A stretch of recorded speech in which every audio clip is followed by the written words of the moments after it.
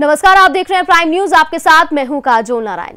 डोईवाला विधानसभा को लगातार एक के बाद एक नई सौगात मिलने का सिलसिला लगातार जारी है। मुख्यमंत्री त्रिवेंद्र सिंह रावत की विधानसभा डोईवाला का पहाड़ी क्षेत्र थानों में मुख्यमंत्री की पहल पर वन क्षेत्र थानों रेंज ने इको पार्क का निर्माण कराया है। इस पार्क को इको फ्रेंडली बनाकर यहां पर तमाम तरीके की सुविधाएं जुटाई जा रही हैं। पार्क में बच्चों के मनोरंजन के लिए जहां झूले लगाए गए हैं, तो वहीं लोगों के घूमने और समय बिताने के लिए, स्वच्छ वातावरण के लिए पार्क में पेड़ पौधे लगाकर पार्क को आकर्षित बनाया जा रहा है। तो डोईवाला में इको फ्रेंडली पार्क से पर्यटन को बढ़ावा देने की कोशिश की जा रही है। सीएम का ड्रीम प्रोजेक्ट है थानों का इको पार्क, जिसको लेकर तमाम सुविधाएं वहां पर दी जा रही हैं। पार्क को और ज्यादा आधुनिक बनाया जा रहा है। साथ ही साथ पर्यावरण को ध्यान में रखकर भी पार्क में अनेकों पेड़ और पौधे लगाए जा रहे हैं। बच्चों की सुविधा को ध्यान में रखते हुए यहां पर तमाम तरीके के झूले लगाए गए हैं।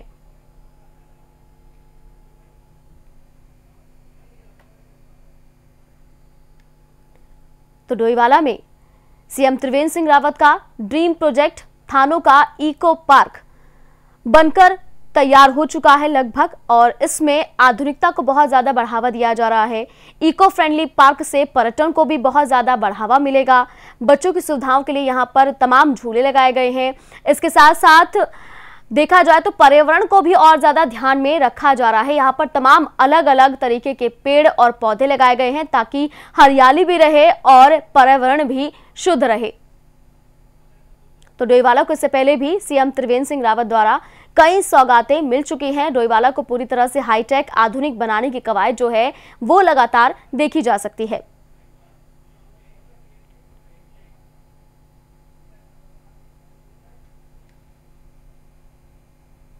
धर्मनगरी हरिद्वार में आज सोमवती स्नान किया जा रहा है। अब श्रद्धालुओं को गंगा स्नान की पूरी अनुमति है। हरिद्वार जिलाधिकारी श्री रविचंद्र शंकर ने आदेश के तहत स्नान के दौरान कोविड प्रोटोकॉल्स का पालन करने की बात कही, और ये कहा गया है कि कोविड प्रोटोकॉल्स का पालन लगातार श्रद्धालुओं से भी करवाया जा रहा है। इसके साथ ही भीड़ भाड़ वाले स्थानों पर मास्क और सोशल डिस्टेंसिंग का पूरा ध्यान रखते हुए ही स्नान करने की अनुमति दी गई है। वहीं बुजुर्गों, छोटे बच्चों और गर्भवती महिलाओं को घर से बाहर निकलने पर पूर्णतः प्रतिबंध लगाया गया है। और इसी को लेकर प्राइम न्यूज भी यहाँ पहुंचा और तमाम तस्वीरें हमने देखी है। और हमारे संवाददाता नरेश तोमर ने आईजी कुंभ संजय गुंजियाल से बात की। उन्होंने क्या कुछ कहा वो भी हम आपको सुनाएंगे।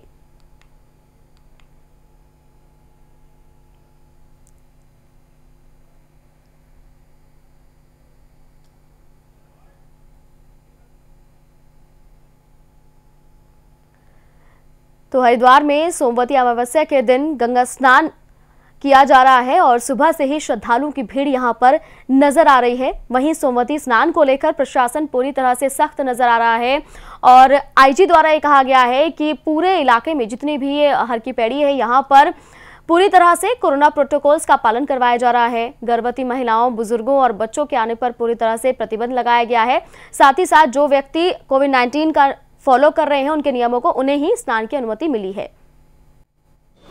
आज हरिद्वार में आप देख सकते हैं सोमवती अमावस्या का स्नान यहाँ पर चल रहा है। हर की पौड़ी पर हम मौजूद हैं और श्रद्धालु जो है गंगा में लगातार डुबकी लगा रहे हैं। और ये जो स्नान है 57 सालों के बाद पड़ रहा है और ऐसा माना जाता है कि आज के दिन गंगा में स्नान करने से जो पुण्य की प्राप्ति होती है उसका अनोखा ही आज का संयोग है। कई राशियों पर भी ये लाभदायक है। वहीं जो इस मेले को जो है 10 जोन और 37 सेक्टर में बांटा गया है। और हमारे साथ अधिकारी है संजय गुंजियाल जी, उनसे बात कर लेते हैं आखिरकार इस मेले की तैयारी की गई है और ये टेक ट्रायल के बेस पर भी है। जिस तरह से आगामी कुंभ है और प्रशासन के लिए कोरोना के साथ साथ कुंभ को चुनौतीपूर्ण माना जा रहा है, तो प्रशासनिक अधिकारी किस तरह से कार्य कर रहे हैं कुंभ मेला के हमारे अधिकारी हैं संजय गुंजियाल जी, बात करते हैं जी।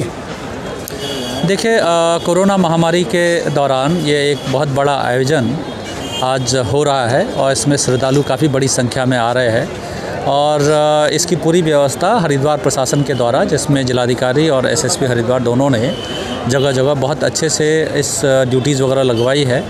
और आप देख रहे हैं कि कई जगह निर्माण कार्य भी साथ साथ चल रहे हैं, तो ऐसे में जो लिमिटेशंस है उन लिमिटेशंस के साथ क्राउड को मैनेज किया जा रहा है। सर, जिस तरह से कुंभ की पुलिस भी आई हुई है और उनकी ड्यूटी लगाई गई है, तो ये क्या ये मान के चले कि जो कुंभ की पुलिस है उनको भी अनुभव प्राप्त हो रहा है कि स्नान है और अपने आप में बहुत बड़ा स्नान ये माना जाता है और इसी तरह से स्नान भी आगे कुंभ में पड़ेंगे जी? जो कुंभ की मेला पुलिस है उन्हें भी एसएसपी हरिद्वार को प्रदान किया गया था और पुलिस हेडक्वार्टर की तरफ से ये निर्देश भी थे कि इस तरह से जो हमारे ऑलरेडी पुलिसकर्मी यहाँ आ चुके हैं उन्हें इस तरह के स्नान का एक अनुभव हो जाएगा और उन्हें ये जानकारी हो पाएगी कि किस तरह से भीड़ आती है और कैसे क्राउड मैनेज होता है। और जो प्रैक्टिकल अनुभव है वो उसके माध्यम से जब आदमी सीखता है तो और बेटर तरीके से थ्योरेटिकल से ज़्यादा बेटर होता है, यही उसके पीछे मंशा है। सर कोविड के लिए क्या कुछ किया जा रहा है, क्योंकि कोविड है वर्षिका चली रही है उसके लिए? देखिए कोविड के लिहाज से अभी क्योंकि ये पहला स्नान है, लेकिन इसमें जो कोविड के गाइडलाइंस है उसके लिहाज से जो व्यवस्थाएं की जानी है उस व्यवस्था के संबंध में आज हम लोगों ने नोट भी किया है। डोईवाला में अवैध खनन को लेकर प्रशासन पूरी तरह से सख्त है। एसएसबी परिसर में अवैध खनन की सूचना पर प्रशासन ने छापेमारी कर मौके से जेसीबी और डंपर को जब्त कर लिया है और ठेकेदार के खिलाफ मुकदमा दर्ज किया गया।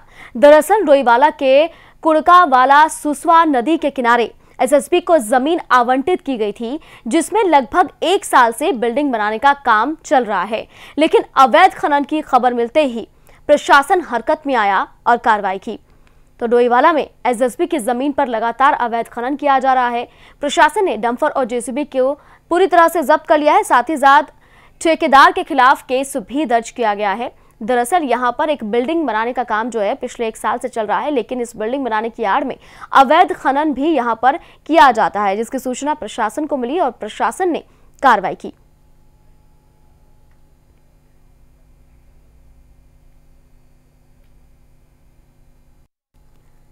तो डोईवाला की तस्वीरें हैं जहां पर प्रशासन ने छापेमारी की है। दरअसल काफी दिनों से प्रशासन को यह खबरें मिल रही थी कि यहां पर अवैध खनन किया जा रहा है। इसकी शिकायत पहले भी हो चुकी है, लेकिन पहले किसी तरह का कोई एक्शन नहीं लिया गया। लेकिन जब लगातार शिकायतें आती रहीं और वीडियो प्रशासन को दिखाए गए, तब जाकर प्रशासन ने एक्शन लिया और यहां से जेसीबी और डंपर को जब्त कर लिया है। साथ ही साथ जो ठेकेदार था जिसके हिसाब से यहां पर काम हो रहा था उसके खिलाफ मुकदमा दर्ज कर लिया गया है। जल्दी उसकी गिरफ्तारी की बात भी की जा रही है। ये हमें सूचना मिली कि यहाँ पे लोग जो है ये अवैध खनन कर रहे हैं। हम तुरंत यहाँ पे आए और हमने एक जेसीबी और एक डंपर पकड़ा गया, जो कि माल यहाँ से अवैध खनन करता हुआ पकड़ा गया। और इसी खबर पर ज्यादा अपडेट के साथ मेरे सहयोगी राजकुमार अग्रवाल मेरे साथ जुड़ गए हैं डोईवाला से। राजकुमार, क्या कुछ जानकारी मिल रही है? डोईवाला से ये पहली तस्वीर ऐसी सामने नहीं आई है जहां पर अवैध खनन हो रहा हो। इससे पहले भी तमाम तस्वीरें डोईवाला से सामने आ चुकी है। आखिर डोईवाला में क्यों ऐसा हो रहा है कि अवैध खनन की जो तस्वीरें हैं वो लगातार बढ़ती हुई नजर आती हैं? देखिए, मुख्यमंत्री त्रिवेंद्र सिंह रावत की विधानसभा है डोईवाला। जी हेलो राजकुमार, आवाज आ रही है मेरी? जी बिल्कुल राजकुमार जी, मुख्यमंत्री त्रिवेंद्र सिंह रावत की विधानसभा है, उसके बाद भी यहाँ से इस तरह की तस्वीरें क्यों आ रही हैं? देखिए, खनन को लेकर प्रशासन बहुत ज्यादा सख्त है। आजकल हम देख रहे हैं लगातार तहसील की टीम काम कर रही है, लगातार पुलिस की टीमें काम कर रही है और सिर्फ 4 दिन के अंदर ही तहसील प्रशासन ने जो है 6.5 लाख रुपए का राजस्व जो है खनन से लिया है। तो हम कह सकते हैं कि बड़ी कार्रवाई डोईवाला में देखने को मिल रही है। लगातार कार्रवाई चल रही है। ये जो नया मामला है ये एसएसबी में देखने को मिला, जहां पे मिट्टी का खदान किया जा रहा था। जब तहसील प्रशासन की टीम देर रात को वहां पहुंची तो एक मौके पर जेसीबी को पकड़ा, एक डंपर को पकड़ा, दोनों को सीज किया गया है। तो एसडीएम डोईवाला ने साफ कह दिया कि खनन किसी भी सूरत में बर्दाश्त नहीं किया जाएगा, लगातार कार्रवाई की जाएगी, क्योंकि सीएम साहब की विधानसभा है, कोई भी ऐसा काम यहाँ नहीं करने दिया जाएगा जिससे विधानसभा पे की साख में कोई पट्टा लगे। जी बिल्कुल राजकुमार, तो क्या एक्शन लिया गया? जो ठेकेदार था यहाँ पर, जो बिल्डिंग बन रही है, क्या कुछ एक्शन लिया गया? देखो, देखिए, दोनों जेसीबी को सीज किया गया है, डंपर को भी और खनन में सीज किया गया है। दोनों पे 3.5 लाख रुपए का जुर्माना लगाया है। इसके अलावा आपने 2 दिन पहले देखा था कि 2 जेसीबी मशीन भी तहसील प्रशासन ने सीज की थी, खनन के काम में लगी हुई थी ये मशीनें। इसके अलावा तमाम गाड़ियां पकड़ी हैं। तो लगातार कार्रवाई की जा रही है। 4 दिन के अंदर 3 जेसीबी मशीन पकड़ी है, 3 डंपर पकड़े, तमाम ट्रैक्टर ट्रॉले पकड़े हैं। तो लगातार जो खनन की शिकायत मिल रही थी उस पर कार्रवाई प्रशासन ने की है और कोशिश प्रशासन की यही है कि खनन रुक जाए, क्योंकि चोरी खनन की नहीं होने दी जाएगी। तमाम नदियां डोईवाला में है। लेकिन दूसरी तरफ अगर हम दूसरे पहलू की बात करें तो क्योंकि नदियां नहीं खुलने से लोग परेशान है, खनन सामग्री नहीं मिल रही है, जो सामग्री मिल भी रही है तो बहुत महंगे दाम पे मिल रही है। तो इन सबको देखते हुए थोड़ा सा लोग नाराज भी है कि सरकार नदियां खोले, लेकिन सरकार की अपनी पॉलिसी है कि कब क्या करती है। लेकिन फिलहाल जो चोरी है वो इस समय हम कह सकते हैं कि रुकी हुई है, लगातार प्रशासन की सख्त कार्रवाई जारी है। जी बिल्कुल, बहुत शुक्रिया तमाम जानकारी पहुंचाने के लिए राजकुमार। तो डोईवाला में अवैध खनन लगातार जारी है और इसके खिलाफ प्रशासन भी सख्त नजर आ रहा है।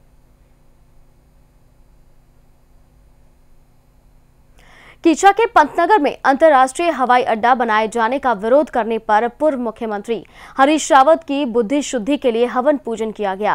कीचा विधायक राजेश शुक्ला के नेतृत्व में हवन यज्ञ किया गया है। कीचा विधायक राजेश शुक्ला ने हरीश रावत और रानीखेत विधायक करण मेहरा के बयान पर कड़ी प्रतिक्रिया व्यक्त करते हुए कहा है कि कांग्रेस अपने दोनों वरिष्ठ नेताओं के बयान को स्पष्ट करे। आखिर अंतर्राष्ट्रीय हवाई अड्डे के लिए विरोध करने और प्रदेश को अंतर्राष्ट्रीय उड़ानों और विकास के रास्ते से भटकाने की मंशा की आखिर क्या वजह है। उन्होंने ये भी कहा कि अंतर्राष्ट्रीय हवाई अड्डा उत्तराखंड के सबसे सपाट स्थल पर बनाया जाना बेहद जरूरी है। इससे आम जनता को भी लाभ पहुंचेगा और जो विदेश जाने वाले लोग हैं, जिन्हें दिल्ली जाकर विदेश जाने के लिए फ्लाइट लेनी पड़ती थी, अब वो सीधा कीचा से ही ले सकते हैं। तो ये तस्वीरें आप देख रहे हैं। हरीश रावत की बुद्धि शुद्धि के लिए हवन पूजन यहां पर किया गया है। पंतनगर में अंतर्राष्ट्रीय हवाई अड्डा बनाने का विरोध पूर्व मुख्यमंत्री हरीश रावत ने किया था और यहां पर उसका विरोध हो रहा है। उनकी बुद्धि शुद्धि के लिए हवन किया जा रहा है। कीचा से विधायक है राजेश शुक्ला, उन्होंने यह हवन पूजन किया।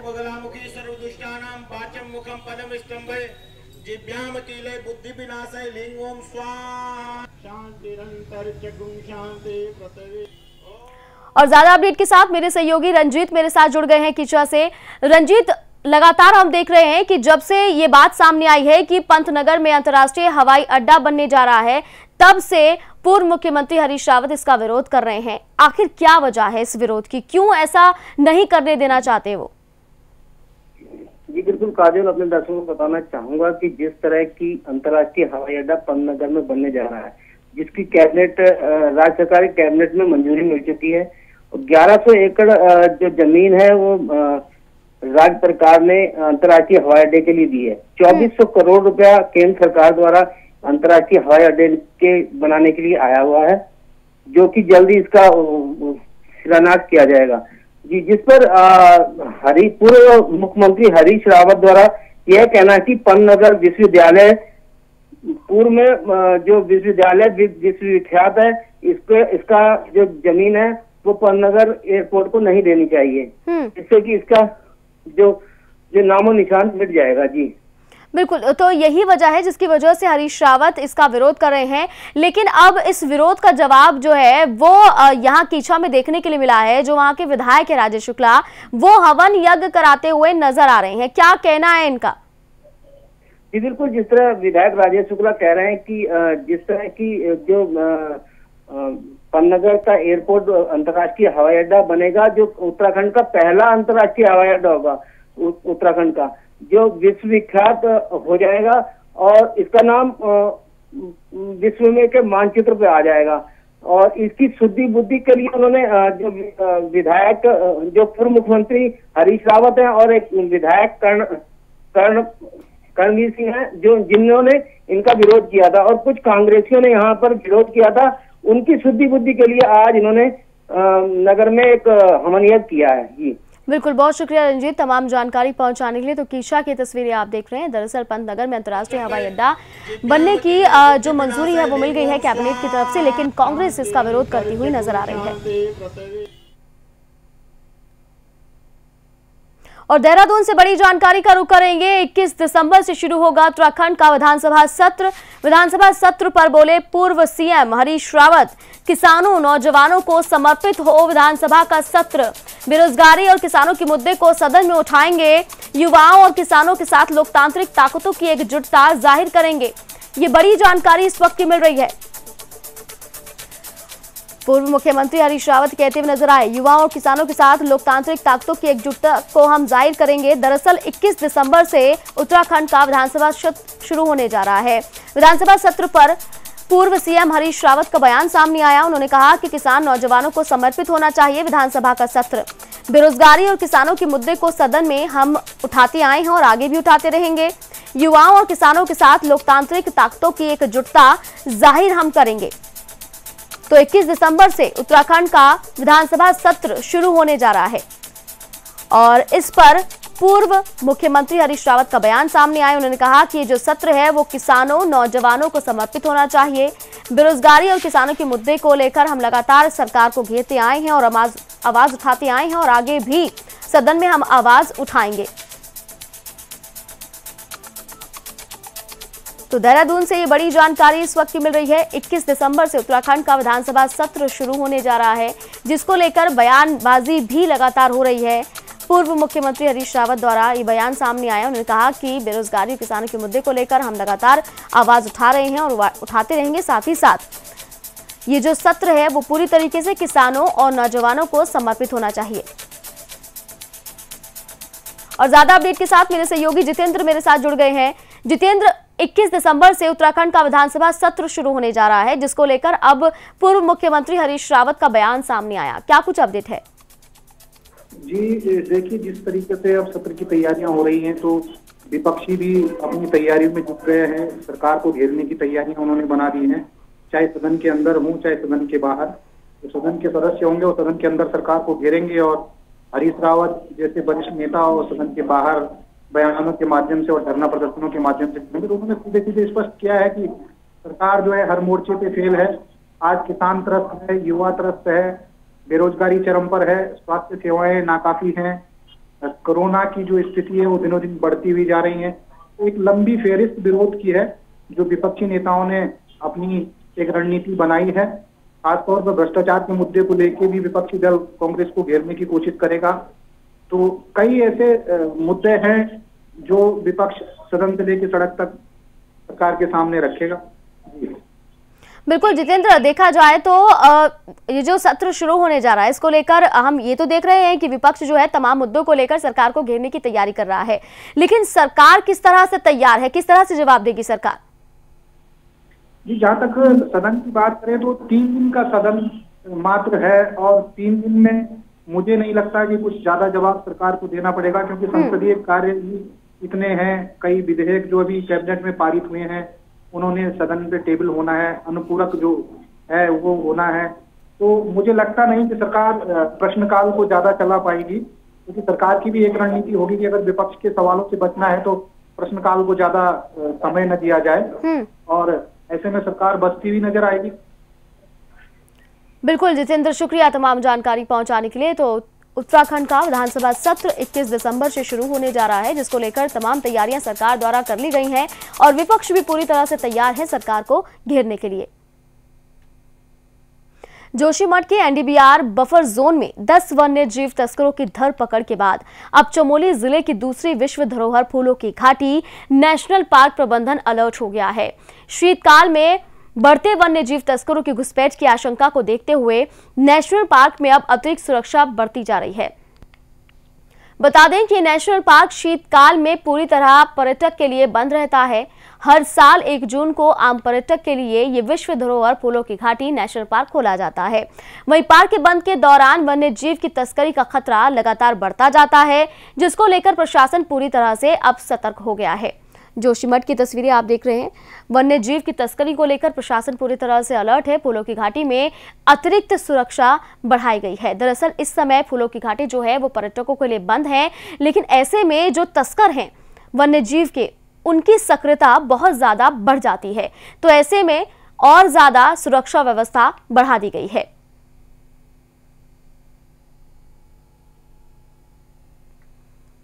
तो जोशीमठ की तस्वीरें आप देख रहे हैं। वन्यजीव तस्करी को लेकर प्रशासन पूरी तरह से अलर्ट है। फूलों की घाटी में अतिरिक्त सुरक्षा बढ़ा दी गई है। आपको बता दूं कि शीतकाल में पर्यटकों के लिए ये पार्क पूरी तरह से बंद रहता है और गर्मियों में ये पार्क खुलता है कुछ महीनों के लिए, जब यहाँ पर पर्यटक आते हैं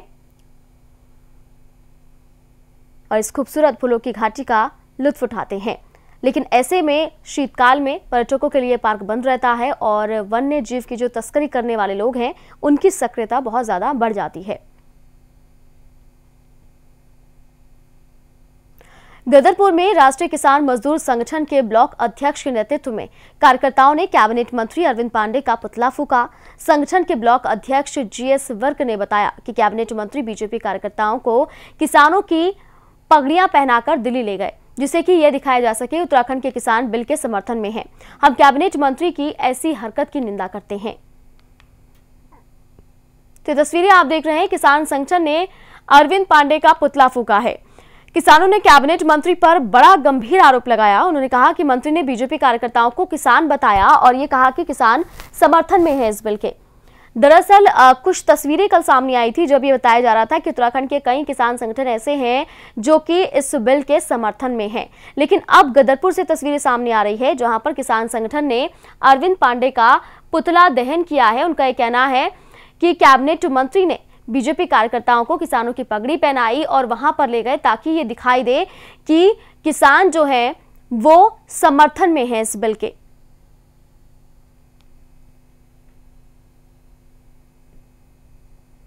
गदरपुर की तस्वीरें आप देख रहे हैं जहां पर किसानों का गुस्सा दिखाई दे रहा है। किसान संगठन ने अरविंद पांडे का पुतला फूंका है।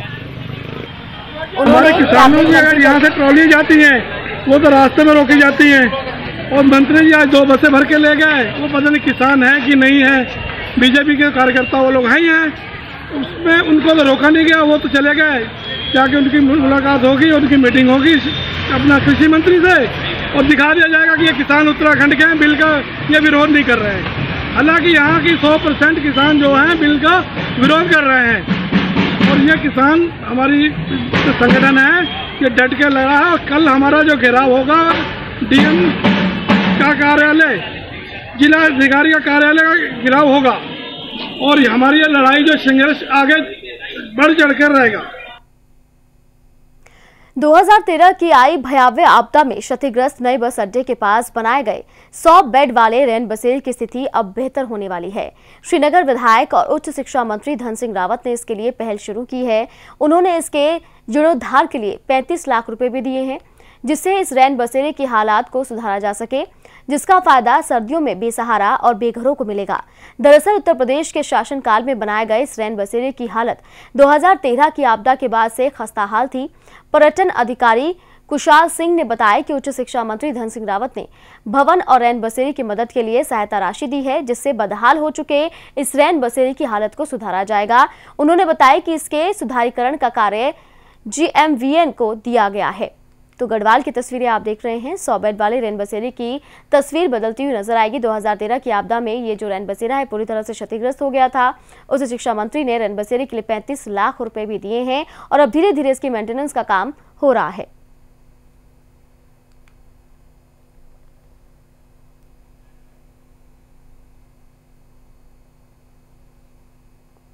मसूरी में पूर्व प्रधानमंत्री अटल बिहारी वाजपेयी की बड़ी मूर्ति लगाने की कवायद तेज हो गई है। इसी को लेकर मसूरी विधायक गणेश जोशी ने मसूरी में पेट्रोल पंप के पास नगरपालिका की जमीन का निरीक्षण किया और SDM मसूरी को जगह के बारे में संपूर्ण जानकारी लेकर रिपोर्ट देने के लिए कहा है।